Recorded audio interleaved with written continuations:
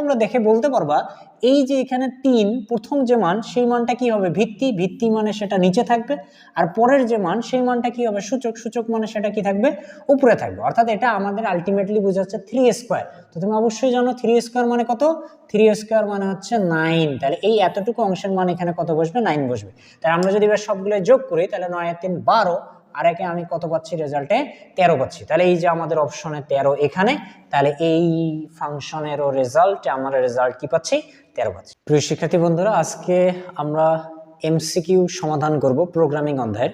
Programming অধ্যায়টা এমনিতেই আমাদের কাছে জটিল মনে হয়, আমরা তারপরও প্রোগ্রামগুলো শিখে সৃজনশীল অ্যান্সার করতে পারলেও ম্যাক্সিমাম সময় আমাদের জটিলতা সৃষ্টি হয় হচ্ছে এমসিকিউগুলোতে। এবং আইসিটির ক্ষেত্রে তোমাদের এমসিকিউ একটা ভালো প্রস্তুতির প্রয়োজন আছে, কারণ সৃজনশীল আমাদের কিছু টপিক কাভার করলেই কিন্তু সৃজনশীলের প্যাটার্ন অনুযায়ী আমরা প্রশ্নগুলো কমন পেয়ে যাই।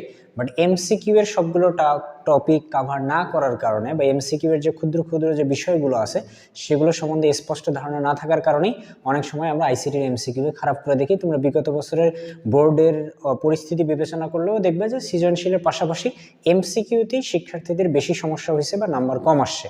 এ কারণে কিন্তু তোমাদেরকে প্রতিটা অধ্যায়ের এমসিকিউ এর জন্য স্পেশালি যে জায়গাগুলো গুরুত্বপূর্ণ, যে টিপস অ্যান্ড ট্রিপসগুলো তোমাদেরকে জানা প্রয়োজন, সেগুলো কিন্তু অবশ্যই তোমাদেরকে শিখে রাখতে হবে। তো আমরা আজকে প্রোগ্রামিং এর কিছু ইম্পর্টেন্ট এমসিকিউ সমাধান করব। প্রোগ্রামিং থেকে যে শুধু জ্ঞানমূলক এমসিকিউগুলো আসে তা কিন্তু না, এরকম তোমাকে নানা ধরনের স্টেটমেন্ট দিয়ে, ম্যাথমেটিক্যাল স্টেটমেন্ট দিয়ে তার কিন্তু রেজাল্টগুলো তোমাদের কাছে জানতে চাইতে পারে।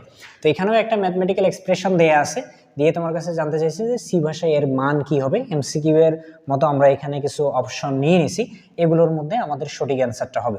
তো এই রিলেটেড যে এমসিকিউগুলো আসে বিভিন্ন এক্সপ্রেশন দিয়ে তোমার কাছে যে রেজাল্ট জানতে চায়, এই এমসিকিউগুলো সমাধানের জন্য তোমাদেরকে অপারেটর নামে যে টপিকটা আছে বা বিভিন্ন ধরনের যে অপারেটর আছে, logical operator, arithmetic operator, increment decrement operator, এই অপারেটরগুলো সম্বন্ধে তোমাদেরকে স্পষ্ট ধারণা থাকতে হবে। তো আমরা আজকের ক্লাসে খুবই বেসিক কিছু অপারেটর নিয়ে আলোচনা করব, বাকিগুলো আমরা ধারাবাহিকভাবে সবগুলো অপারেটর নিয়ে ধারাবাহিকভাবে আমরা আলোচনা করব। তো মনে করো আমি 2 দ্বারা তোমাকে 5কে ভাগ দিতে বললাম, তো তুমি বলবা যে 2 দ্বারা 5কে ভাগ দিয়ে কত দ্বারা যাবে 2 দ্বারা, তাহলে 2 দুগুণা কত হবে 4, এবং এখানে অবশিষ্ট যে মান থাকবে সেই অবশিষ্ট মানটা কত থাকবে 1 থাকবে, তাই তো? এই যে মানটা আছে, এই যে মানটা আছে, এই মানটাকে তুমি কি বলতেছো, এই মানটাকে তুমি বলতেছো ভাগ ফলের মান, এটাকে তুমি বলবা ভাগ ফলের মান। আর এই যে মানটা, এই মানটাকে তুমি কি বলতেছো, এই মানটাকে তুমি বলতেছো ভাগ শেষের মান, তাই তো? এখানে আমরা যে মানটা পাই সেটাকে আমরা বলতেছি ভাগ ফলের মান, আর এই যে মানটা পাই এটাকে আমরা বলতেছি ভাগ শেষের মান।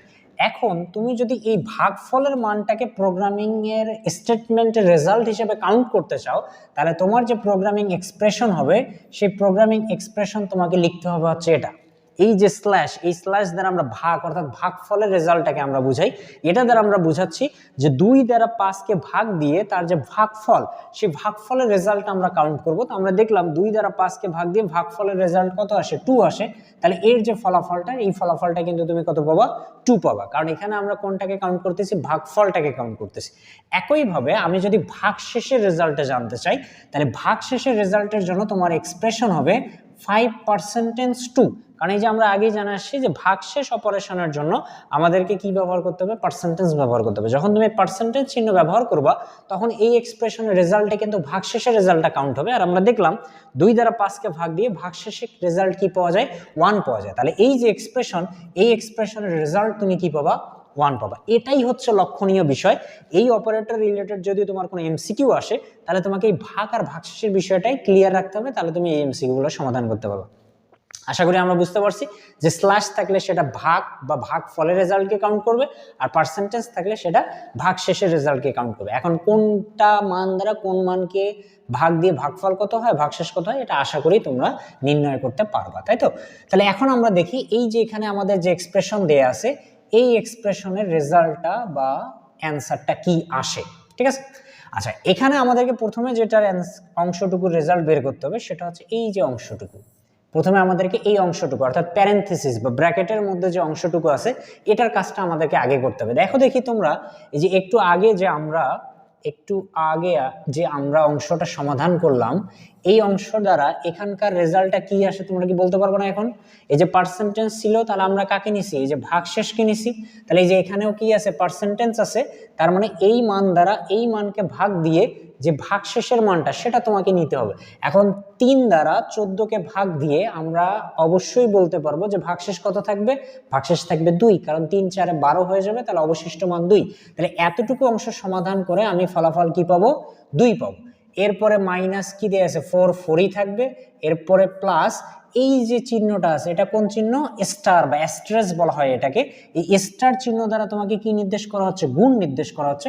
তার মানে এই 3 আর 2 তোমাকে গুণ করতে হবে, 3 আর 2 গুণ করে তুমি কত পাবা, 6 পাবা। 3 আর 2 গুণ করে আমরা কত পাবো, 6 পাবো। এরপরে প্লাস কত আছে, 7 আছে। এখন এই সবগুলা মান তোমাকে নির্ণয় করতে হবে। তা আমরা যদি প্লাস মানগুলো আগে নেই, তাহলে 7 6 13 আর 2 কত হবে, 15, 15 থেকে 4 বাদ দিলে কত হবে, 11। তাহলে আমি যে এই এক্সপ্রেশনের রেজাল্ট পেলাম সেই রেজাল্টটা কত, 11। এবং আমার অপশনগুলো যদি আমি খেয়াল করে দেখি, তাহলে 11 অপশন যে আমি এখানে পাচ্ছি, তাহলে এটাই হচ্ছে আমাদের রাইট অ্যান্সার। যদিও এই বিষয়গুলো ডিটেলস আলোচনা করতে আমাদের যথেষ্ট সময়ের প্রয়োজন হলো, কিন্তু তুমি যদি বিষয়টা বুঝে থাকো তাহলে কয়েক সেকেন্ডের মধ্যেই তুমি এই এক্সপ্রেশন রিলেটেড যে প্রোগ্রামিং এমসিকিউ গুলো আছে সেগুলো কিন্তু তুমি সমাধান করতে পারবে। ঠিক আছে, তো আমরা এটা শিখে গেলাম। এখন আমরা দেখি যে এরকম আরো যে এমসিকিউ গুলো আছে সেগুলো পারা যায় কি না। আচ্ছা দেখো, এখন এই যে আমরা আর আলোচনায় যাচ্ছি না, আমরা এখন সমাধানের চেষ্টা করি, দেখি পারি কিনা। তো এই যে অংশটুকু আছে এখানে কি আছে বলো দেখি, পার্সেন্টেজ। তো অবশ্যই বুঝতে পারতেছো পার্সেন্টেজ হলে কোনটা নিতে হবে, ভাগশেষ নিতে হবে। তো একটু আগেও আমরা দেখলাম 2 দ্বারা 5কে ভাগ দিয়ে ভাগশেষ কত থাকে, ভাগশেষ থাকে 1, আর পাশে এখানে প্লাস দেয়া আছে কত, 3। এখন আমাকে সামনের মানটা বের করতে হবে। তো সামনের মান বের করার জন্য দেখো এখানে একটা ফাংশন আকারে মান দেয়া আছে, পাওয়ার একটা ফাংশন। তুমি যখন প্রোগ্রামিং অফ দ্য ডিটেলস পড়বা তখন তুমি পাওয়ার ফাংশনের ব্যবহারটা জানবা। আপাতত এই এমসিকিউটা সলভ করার জন্য আমি তোমাকে পাওয়ার ফাংশনের স্ট্রাকচারটা বলে দিলেই তুমি আসলে এটা বুঝতে পারবে। তো পাওয়ার ফাংশনের স্ট্রাকচারটা কি দেখো, পাওয়ার মানে তো বুঝতে পারছো এই যে x⁵ আমরা যেটাকে বলি, এই যে x⁵ তুমি যদি এটাকে 5টা x আকারে গুণ করো, কয়টা হলো, 4টা 5টা, তাহলেও কিন্তু x⁵ লেখা যায়। আবার আমরা চাইলে এটাকে কি আকারে লিখতে পারি, এই পাওয়ার ফাংশনের অনুরূপ আকারে কিন্তু আমরা লিখতে পারি। তো আমরা যদি পাওয়ার ফাংশনের অনুরূপ আকারে লিখি, যখনই তুমি প্রোগ্রামিং এ কোনো কিছুকে পাওয়ার আকারে প্রকাশ করবা তখন তোমাকে এই যে ফাংশন নেমটা ব্যবহার করতে হবে, POW, পাও বলতে পারো অথবা POW বলতে পারো। এরপরে তোমাকে একটা ফার্স্ট ব্র্যাকেট দিয়ে, আমরা জানি সূচক আকারে যে মানগুলো প্রকাশ করা হয় তার নিচের মানটাকে আমরা কি বলে থাকি, ভিত্তি বলে থাকি, আর উপরে যে মানটা দেয়া থাকে সেটাকে আমরা সূচক বলে থাকি। তাহলে পাওয়ার আকারে প্রকাশ করতে গেলে আমাকে একটা ভিত্তির মান লাগবে আর একটা সূচকের মান লাগবে। তাহলে পাওয়ার ফাংশন দেওয়ার পর প্রথম যে মানটা লেখা হয় বা দেয়া হয় সেটা ভিত্তির মানকে নির্দেশ করে, আর পরের যে মানটা লেখা হয় বা দেয়া হয় সেটা সূচকের মান নির্দেশ করে। যেমন এই বিষয়টাকেই যদি আমি এখন পাওয়ার আকারে লিখতে চাই, তাহলে আমাকে প্রথমে ফাংশন নেম কি লিখতে হবে, POW, এরপর একটা ফার্স্ট ব্র্যাকেট দিয়ে প্রথম অংশে কি থাকবে, ভিত্তি থাকবে। ভিত্তি কোনটা, নিচে যেটা থাকবে সেটা, বা এক্স হচ্ছে ভিত্তি, তাহলে আমরা এক্স লিখবো।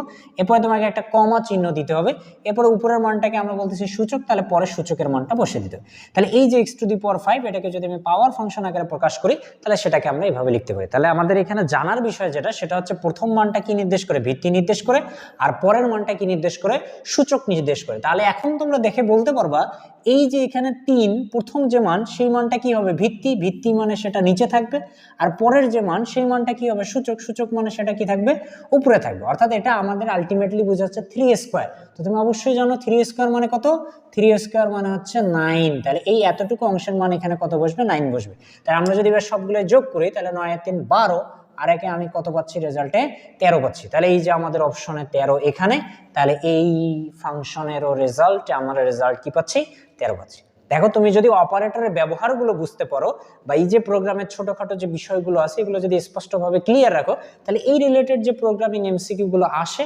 সেগুলো তোমাদের জন্য কিন্তু অনেক সহজ হবে।